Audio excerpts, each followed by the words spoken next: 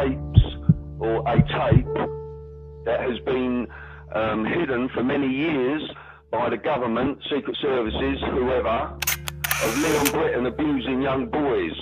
So it isn't just Tony Blair's government, it's Margaret Thatcher's government. And Leon Britton, I'll say it again, was a regular visitor to Elm Guest House at the same time as Gary Walker, who was heavily a leader of Sinn Féin and the IRA, while bombs were going off on the streets of this country. I'm sorry, I'm getting angry now. While bombs were going off on the streets in this country, and people were being accused of this and that, while these two, our Home Secretary and the leader of Sinn Féin and the IRA, were messing about with children at Elm Guest House and worse. And we're now going into the detail of snuff movies. A witness I'm working with was asked if he knew anything about a snuff movie where a young child was decapitated. So it's going a lot deeper, Lou, and I asked Nick Clegg that question 4 years ago, Lou. Yeah. Bill, can we just quickly go on? What happened on the BBC this morning? Because obviously I came straight into the studio and I've just been...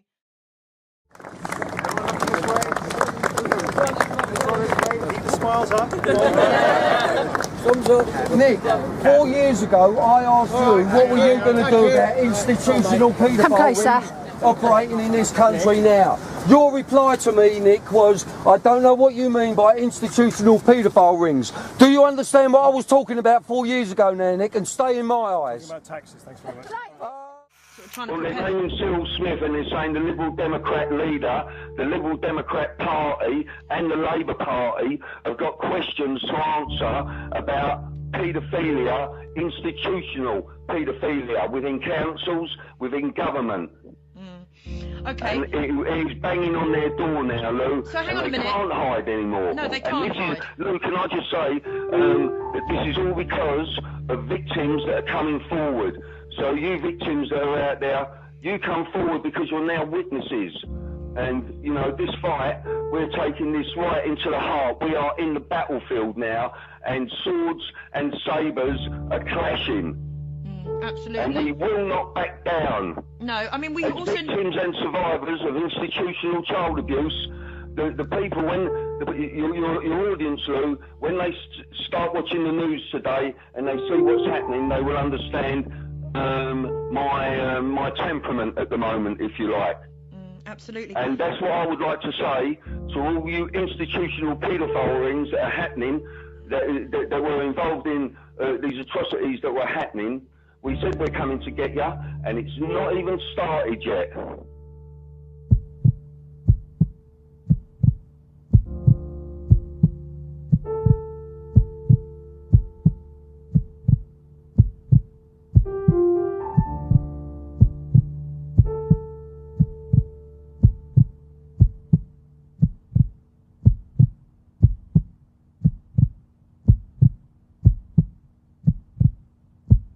Now, the Labour MP for Rochdale, Simon Danchuk, recently published a book, Smile for the Camera, The Double Life of Cyril Smith. It detailed his investigation into allegations of child abuse surrounding his Liberal predecessor. Now he's been contacted by those involved in other investigations. And today he spoke to our reporter Becky Milligan about those investigations and the effect they've had on him. Listening to some of the stories, but I make this point, it's never as harrowing as what the victims have been through. We have regular conversations with people who've ended up on drugs. You know, it's really ruined their lives. We hear about people who've committed suicide, and so when people say, oh, these victims are just coming forward to try and get some compensation, let me tell you, all the money in the world wouldn't, sorry. That's all right, Simon. I know it's really harrowing. Are you okay? The Rochdale MP, Simon Danchuk, talking to our reporter Becky Milligan earlier.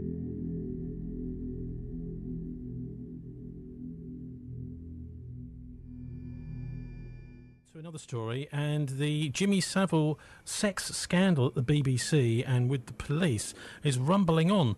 7 times, apparently, the police let Jimmy Savile off. That's the headlines of many of the newspapers today. But this was raised on Wednesday by Tom Watson in the House of Commons at Prime Minister's Questions. And if you listen carefully, you can hear a lot of the Conservative people at the very beginning when Tom Watson stands up to speak, making sort of animal noises at him. But anyway, let's hear what he had to say. Watson. Thank you, Mr. Speaker.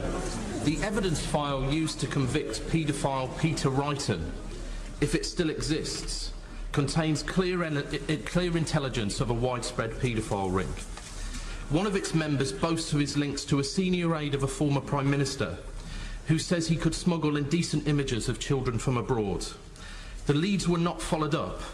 But if the files still exist, I want to ensure that the Metropolitan Police secure the evidence, re-examine it, and investigate clear intelligence suggesting a powerful paedophile network linked to Parliament and Number 10.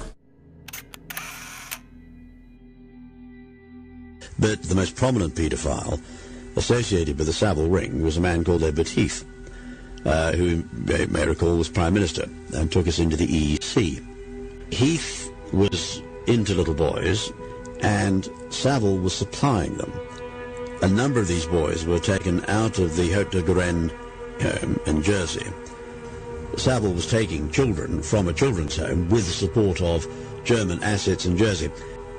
What was happening was that children's homes in the Channel Islands, particularly Haute de Garenne in Jersey, children were being taken from these homes, boys in the case of Edward Heath, as he was gay, and a paedophile, were being taken onto his yacht, the Morning Cloud. Savile was actually going out he went down to Jersey, and he was actually taking boys. There was another man involved as well, but Savile himself took boys from the children's home, where he was a guest, or welcome, onto the boat. So he was taking boys out onto Morning Cloud. Now, since Heath was well known, and since the boys were talking young men, the boys were murdered and thrown off the boat. That's why the BBC and the Cabinet Office have been so keen to protect Savile. That's why the Cabinet Office in the 1980s were willing to back Savile to the point of giving him a position of authority at Broadmoor, which is an absolute, you don't put a paedophile in charge of Broadmoor. The Cabinet Secretary at the time, who thankfully is no longer with us, Hunt, was also a paedophile, was in on this, met Savile. He was Catholic, met Savile, as did that very nice man, the late Archbishop of Westminster, Cardinal Basil Hume.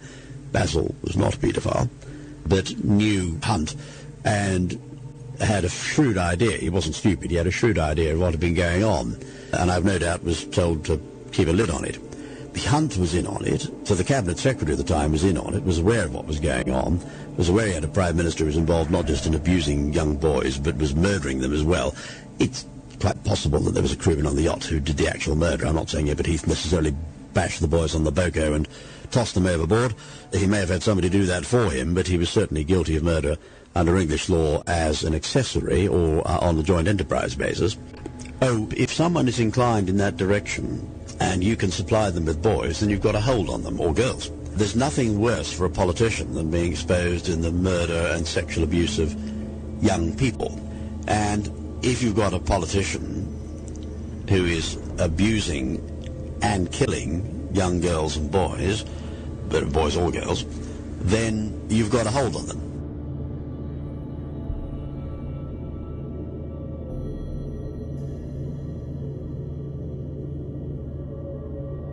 Paedophilia is a wonderful means, if you're a hostile intelligence agency, of blackmailing politicians. The reason it's particularly disgusting, quite aside from the element of sexual abuse and coercion and corruption of young people, that's disgusting in and of itself. But what makes it particularly vile, and we saw this in the Madeleine McCann case, and that's why the Madeleine McCann case was so heartbreaking and tragic, if the children are, and I'm afraid with paedophilia we sometimes have babies being abused, but if you're not talking babies, if you're talking toddlers who are able to recognize the people who are abusing them, since the people, there's absolutely no point doing it unless the politician is high profile. Since you're talking about people who are on television, people who are high profile, you have to murder the children in order to protect your asset. So for the Germans, it was essential that the boys that were being taken onto the yacht, that was a death ride. When Jimmy Savile was taking, let's say, a 14-year-old boy down to Morning Cloud, handing him over to I-Rabbi-T or a member of the crew on the yacht, it was a death ride. That was that boy's last journey on Earth.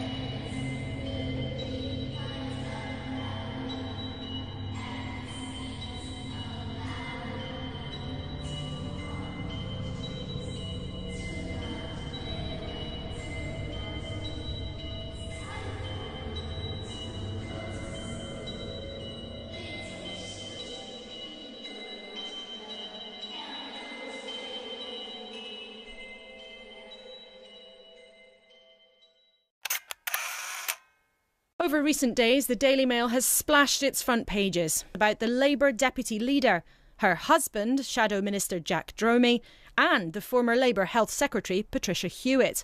All three worked for the National Council for Civil Liberties in the 1970s and 80s.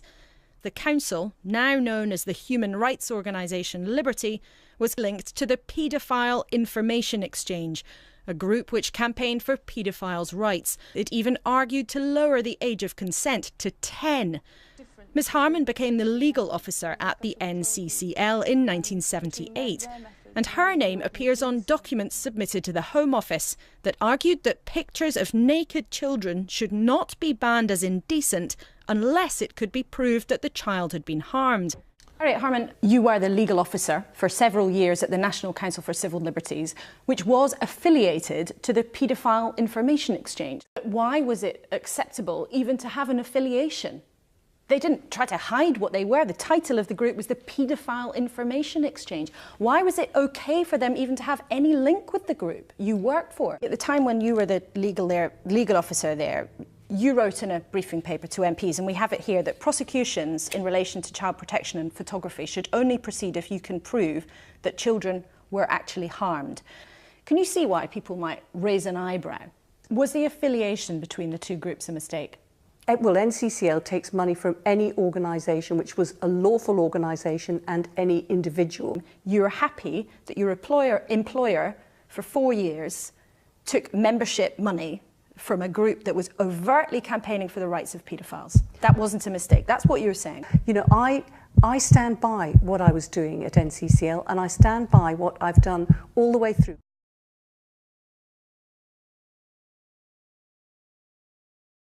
I encountered Kenneth Clarke MP, and when I did so, and I met him at Ian Greer's office, he molested me.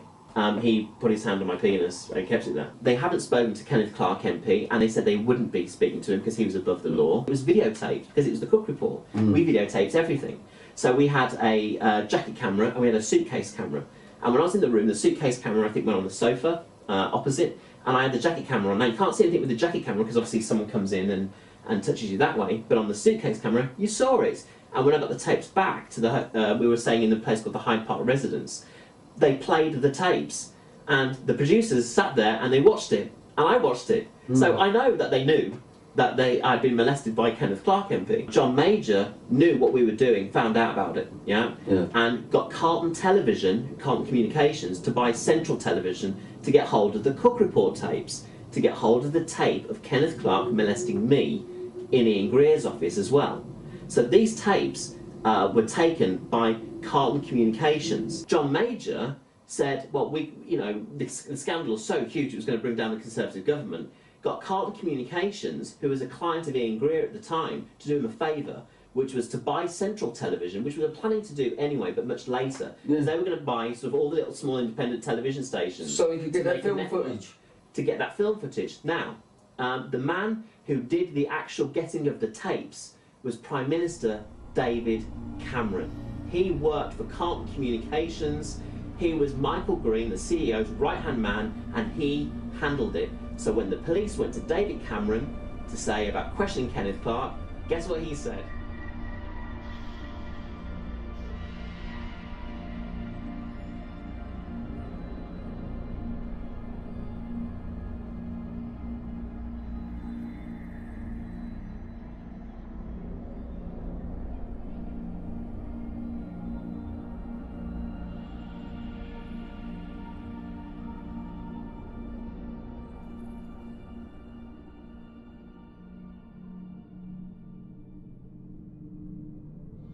Downing Street is in hot water over allegations that it attempted to sweep under the rug the arrest of a close aide of the Prime Minister over a child pornography probe. The official, part of whose role was to advise online porn filters, was reportedly warned that police were investigating him hours before he was detained. RT's Laura Smith has the details. His name is Patrick Rock, and he is in fact, though, a veteran Conservative Party advisor, David Cameron's Deputy Chief of Staff. He's been called Cameron's fixer, and he's had what one might call unparalleled access to power over a very long time, over the last 4 decades, right there in the heart of government. The irony lies in the fact that he's also been closely involved in drawing up government policy on internet pornography filters, and this is a man who was arrested recently on suspicion of what everybody's calling an offence related to child abuse images. So not just pornography, but what appears to be child pornography. Now, his arrest happened on February the 12th, and he then resigned, but this was all on the quiet. Downing Street appears to have covered it up until it was confronted with it now. So for the last 3 weeks, no one's known anything about this, but apart from the Prime Minister, who apparently has known for 3 weeks. He said he was very concerned that the matter should be handled correctly, that he didn't want to brief preemptively on a criminal investigation against a member of his staff. But his critics, who are mainly Labour members of Parliament, so opposition, say that this raises a number of questions. For example, what level of security did Patrick Rock have? Is there other stuff that we don't know about? It's also emerged, by the way, that Rock had previously been accused of sexual harassment, which was dealt with by his boss at Downing Street, so a political figure rather than a civil servant figure, not very usual. So again, some sort of oddity going on there. The Prime Minister's being accused of a cover-up, and his Labour critics say that this undermines the entire credibility and effectiveness of the government. When are individual cases too much? When is pain too much? I can assure you I've seen enough individual cases, and there are at least one Belgian journalist who has seen enough individual cases, and there is one journalist, Christopher Booker, who writes regularly about individual cases. But nothing changes, and nothing has changed in the UK. That's why we are here today. We are here crying for help. There are children screaming to be heard. If you don't hear those children scream, who will? Let's just go straight into it, right? Let's go straight into it. Let's go straight into it. The witness that I'm talking to from Operation Fernbridge made 2 films of Jimmy Savile. Right. 2 very special films of Jimmy Savile. In one of those films, he was abusing a dead young girl in a mortuary. In the other film, he was filming a dead young boy. That Sidney Cook was a friend with Jimmy Savile. Of Jimmy Savile. Robert Maxwell was a paedophile, and that is it. And Robert Maxwell is now dead. And Robert Maxwell, our witness, had actually had a sexual encounter with Robert Maxwell and been on his boat quite a few times and seen many powerful people there from the media. You know, it's a horrendous story. And then we've got a picture of Prince Andrew with his arm around an underage prostitute, Charles Napier.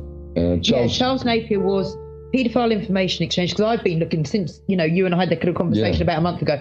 I started looking who this Charles Napier is. I believe he had a boat which kids would go onto the boat, they'd go a sailing boat, and then that people would but they weren't just any kids. He had Down syndrome kids and disabled kids on that boat.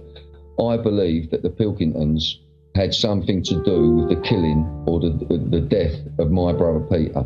So there you go, and that's the glass people. So you Pilkingtons out there, I hope there's at least one of you listening, and I'd love your lawyers to come and talk to me, and we can talk about Peter Maloney, my brother, who was found dead after, you know, Alistair Pilkington had been messing about with. If you look at the guy who's in charge, DCI Settle, he's the guy in charge of Operation Fernbridge. Right. That's his name, right? He's a detective inspector, Settle. He was head of the Royal Protection. He used to protect the Queen. Why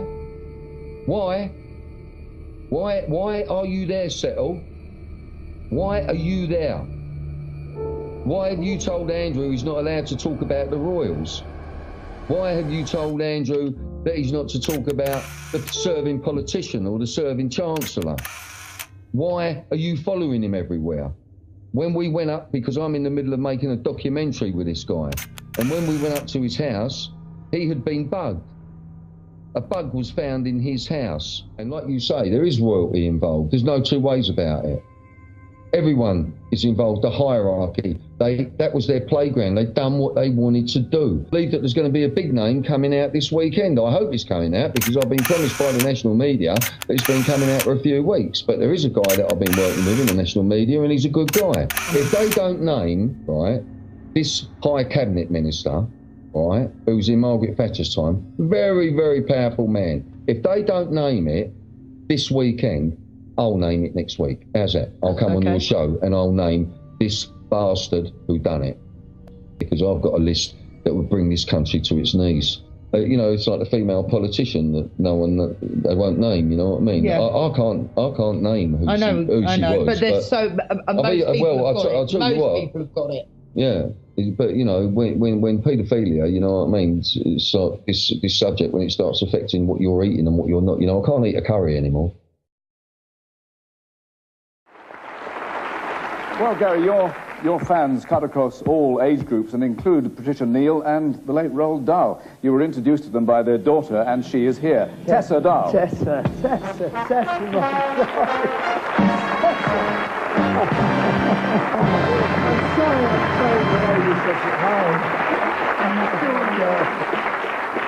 my Tessa, were you impressed from the very beginning? Oh, always greatly impressed. Oh. Gary actually came to live in my house when he was between jobs. And, yeah, but I was absolutely broke. My sister Lucy turned it into quite a successful venture because she used to pack the train full of her adolescent school friends in school uniform and they'd Skype school, and she'd bring them up to the house and charge them £5 a head to come and gaze at glitter. And my sister Lucy turned it into quite a successful venture because she used to pack the train full of her adolescent school friends in school uniform and they'd Skype school, and she'd bring them up to the house and charge them £5 a head to come and gaze at glitter. She'd Skype school, and she'd Skype school, and she'd Skype school, and she'd Skype school.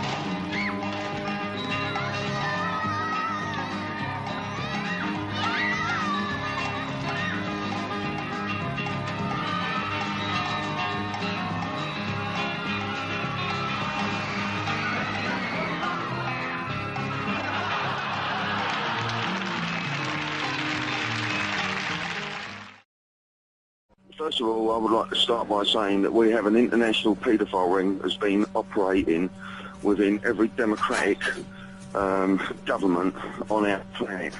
There has also been connections to the Middle East all over the world. We're looking at the killing of children. We're going back to just a guy called Sidney Cook, which those that are initiated into this subject will understand. We're looking at the torture of children. We're looking at snuff movies. I'll tell you what happened. One snuff movie, our victim was forced to film a snuff movie, all by Sidney Cook. This is our witness, the main witness that has come to us, because he doesn't want to go too far now with the police and the secret services, if you like, that are involved. So, you know, this is a very precarious position. We're talking about, and I'm not just talking about in this country, I'm talking about all over the world, every sovereign country, with everywhere. And I've been working on it for 6 months now, Lou, and even me, it has rocked me. Yeah. It has rocked me to my foundations. I cannot believe the names that are coming out. And as you know, Lou, you know, I've been doing this kind of work for a very long time. So Leon Britton, you know, a witness was attacked and raped by Leon Britton. Leon Britton is the one that they don't want to go for at the moment. Our witness identified Leon Britton by a tattoo that he has on his groin. Our witness threw the tattoo for the police. The Queen herself has been accused of being involved in abducting children. William Coombs, who's a resident of the downtown east side, he's been on my radio show on Co-op Radio a number of times, he described how in October 1964 he remembered it was the fall, and sure enough I checked, and the Queen and Prince Philip were in Canada between October 5th and 13th of 1964. He said the Queen and Prince Philip showed up at the Kamloops Catholic residential school where he was a student. And he said they took all the children down to the riverside for a picnic, and 10 of the children left with the Queen and Prince Philip and never came back, 7 boys and 3 girls. He said it was really odd because all the kids were from that area, and they were never seen again their entire life.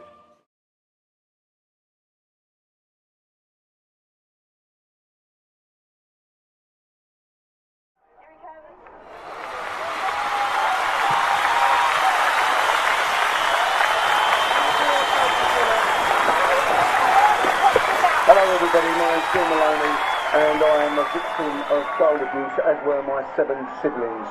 So you think of the abuse, whatever depths you can go to, we were there.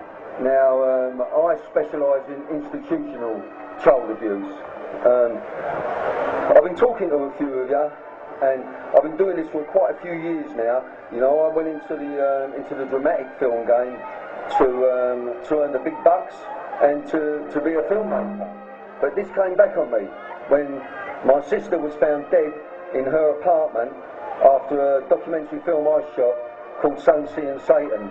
And in Sun, Sea and Satan, I am accusing the establishment, the institutions and the Crown of killing my sister.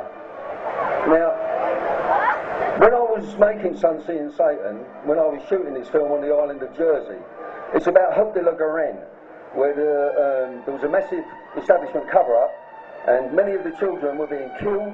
I don't know if you remember, they found teeth in the cellar and bits and pieces of kids lying about and victims giving statements that were ignored and are still ignored. And there was a newspaper article in the Irish World yesterday about me, and it said that I was going to commit treason. Well, it's saying that I have a victim underneath your man here. If I say telling you people here in the middle of Trafalgar Square that I have a very reliable victim who is a witness on the island of Jersey who told me in detail how the Queen Mother used to play about with her. Yes, I can see you. And this is what you're all here for. You're all here for the Crown. You're all here, all you tourists, you're all here to say, what a wonderful country, we've got a wonderful Queen. Well, what you don't know is that the Queen owns the island of Jersey. The UK does not own the island of Jersey, it is the Queen. Our Queen owns the island of Jersey. It has a population of just 90,000, 9-0. Yet it has a financial industry worth £250 billion per year. She has not taken any, and I can see one of the wardens looking at me, because what I am doing here is committing treason. Now, it was up to 1998 that the only law in this country, not killing children, raping children, torturing children, no death penalty for that. But in 1998, we still had a death penalty in this country for treason. Now, treason means something as simple as this: talking bad against the royal family. Well, if we've got any police officers here, I am accusing the Queen Mother of paedophilia. And I am accusing her daughter of covering it up on her island of Jersey. And so this is a dirty country. This country is filthy because of our Queen and her mother and Mr. Lord Mountbatten, who, when he was killed, had 3 children on his boat with him. That's how high it goes. And now, another little bit of sinister story for you. The Pope, the age of sexual consent in the Pope's Vatican City up to 1 year ago, 2009, was just 12. 12. You can take a kid at 12 years of age in the Vatican City. Then, when our film Sun, Sea and Satan was released, they put it up last year to 14. You have 800 priests, clergymen that live in the Vatican City. Nobody else lives there or stays there. They are celibate. Now, celibacy means you don't have sex. Why do they need an age of consent if they don't have sex? And I'm very angry. I am very angry. Good evening. BBC South East Today has discovered that the Church of England has conducted a secret investigation into a former Sussex bishop who is also a close friend of Prince Charles. The Right Reverend Peter Ball has close ties to the royal family and was the Bishop of Lewes for 15 years. But he resigned in disgrace in 1993 after committing an act of gross indecency against a teenager. We now understand that a dossier of information about the bishop has been sent to Sussex Police for review. Our Home Affairs correspondent Colin Campbell has the exclusive story. With great penitence and sorrow, the circumstances that have led to this police caution. After his resignation, the bishop was provided with a grace and favour home in Somerset by Prince Charles. He also read a homily at the funeral of Camilla Parker Bowles' father in 2006. Now 80, Bishop Peter Ball continued working in churches until 2010. In a statement, Sussex Police told us the reports and files they've received relate to matters more than 20 years ago and that the contents will be reviewed in order to establish whether any police investigation of possible criminal offences would be merited.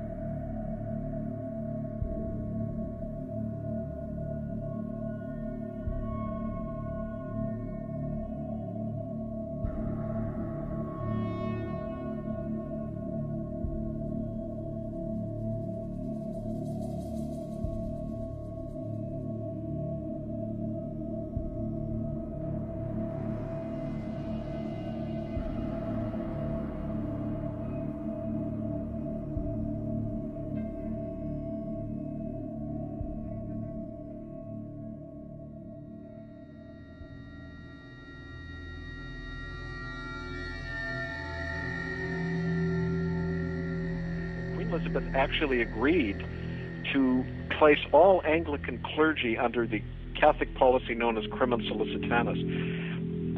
That basically orders Anglican priests now, along with Catholic priests, to cover up child abuse. What she just did by that was violated her coronation oath, where she swore to protect the citizens of England. She has agreed now to cover up child rape. This is like an official criminal conspiracy. And naturally, us exposing that puts them in a really dangerous position. She should, under British law now, be forced to abdicate, she and all her heirs, because she's, completely committed treason, in effect. Now, their backs are obviously to the wall on this, and they are now obviously getting some advice that I should be permanently silenced, because in order to stop this, which could lead to a whole chain of events which could topple the whole British monarchy.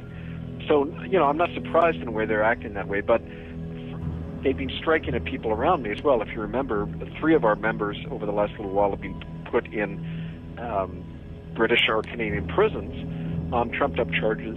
One man was put in a mental hospital for 3 days until we got him out, the fellow in London, David Compan. So, they've been hitting around us, but definitely this is aimed at trying to, stop this exposure of the direct link between the Vatican and the Crown.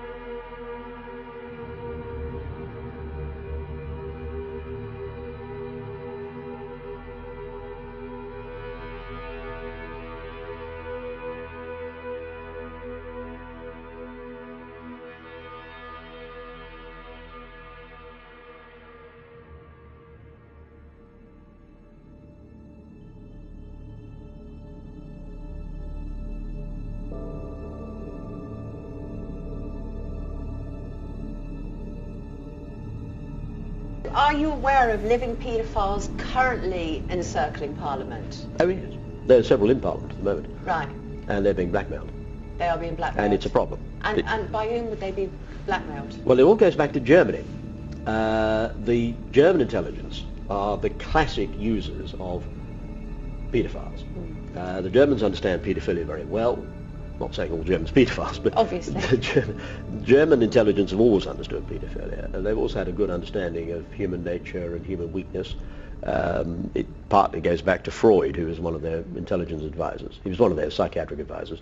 The Germans have always had brothels, male brothels, in England. In the 1930s they had 3. There was one in Oxford, one in Cambridge, and one in London. Right. And they also had female brothels as well. And interesting dispersal there, really, isn't well, it? Yes, and it's not... London is the centre of power. Oxford and Cambridge are the centres of education, or were then. And of course, what the Germans are doing is spotting future leaders. Right. Ebert Heath was recruited at Oxford. He was recruited at Balliol in 1937. Right. Ebert Heath first met Adolf Hitler in 1937.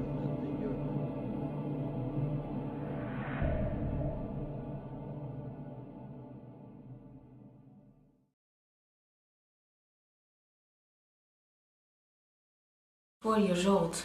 I'm the oldest one from the whole family, and it's a church ritual from what is in the Bible. The first born should be offered to God, and that was what they did to me when I was 4 years old. Put me on my stomach on the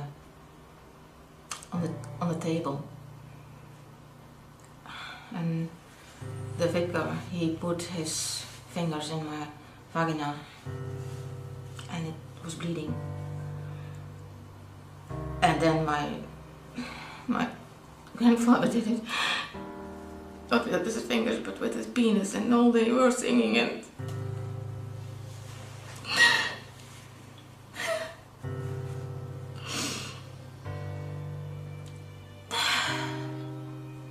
then my uncle did the same, and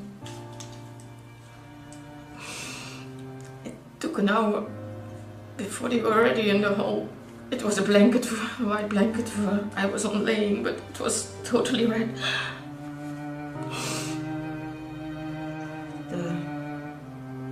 My grandfather, he paid the figure for this holy sacrificing thing.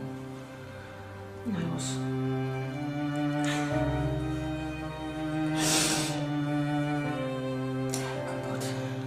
broken. And afterwards, I had to go more than once a week to my grandfather's house to have myself abused by him. And then he raped me.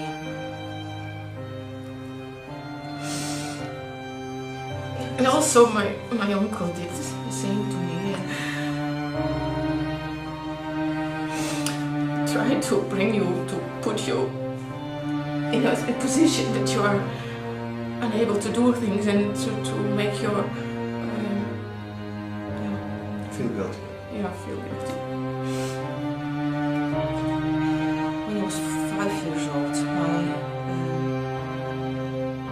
the house doctor did come, who always also gave me the pills after the ritual. And he learned he taught my parents how to torture me with electricity. Then he bound me on the table and gave me electricity through my fingers or hands and feet, and afterwards, when that was done, I was always naked.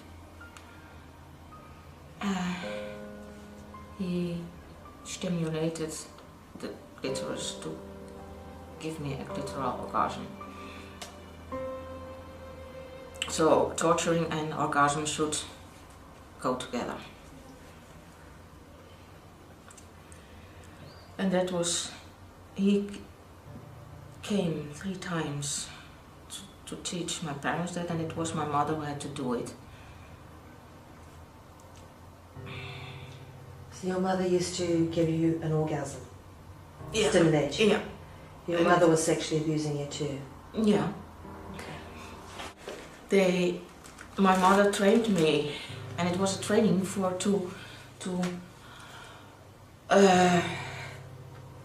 the Freemasons, it's an examination, a kind of examination, if they will come through or not, if they are really pedophile or... So it's initiation, yeah. you mean?